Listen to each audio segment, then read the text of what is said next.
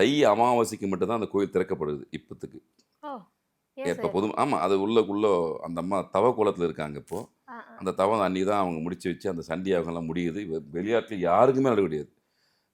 இப்போ 2 நாளைக்கு முன்னாடி நானும் அந்த கோயிலுக்கு போயிட்டு வெளிய தான் நின்னு அம்மாவ தரிசனம் பண்ணிட்டு வந்தேன். உள்ள போ முடியறதுக்கு யாருக்கும் அனுமதி அம்மா தரல.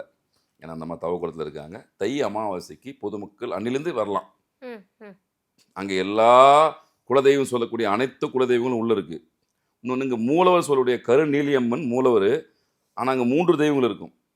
மூலவராவா சார்? மூலவரா 3 பேர் இருப்பாங்க. ஆ. அது மக்கள் நேர்ல வந்து பார்த்துக்கிட்டோம். சுவாரஸ்யம் அதான் நல்லாருக்கும். நானா சொல்லக்கூடாது. கருநிலியம்மன், மூலவர் ஓகே. பக்கத்துல 2 பேர் இருப்பாங்க. ம். அது நேர்ல வந்து பார்த்துக்கங்க. அது தை அமாவாசைக்கு அப்புறம்.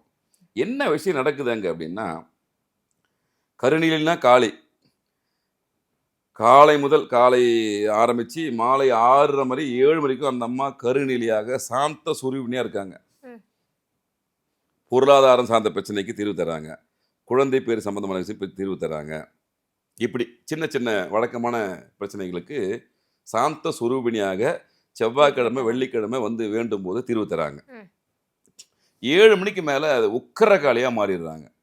அப்போ அசைவ பூஜை உண்டு அம்மாக்கு. ஓ! ஒரே நேரத்தில் 2 பூஜைகள் நடக்கக்கூடிய கருநிலையம்மன் அவங்க. 7 மணிக்கு மேல அந்த அம்மாக்கு அசைவ பூஜை. கண்டிப்பாக அசைவ பூஜை தான். அது எதுக்கு அப்படின்னா, நான் ஏற்கனவே சொன்ன மாரி தீர்க்க முடியாத பிரச்சனை. ம். யாராலயுமே இது இல்ல நடக்காது அப்படின்னு சொல்லக்கூடிய விஷயம். நடக்காததை நடத்தி காட்டக்கூடிய வல்லமை என்கிட்ட இருக்குன்றது காமிக்கிறதுக்காக அந்த அசைவ பூஜை.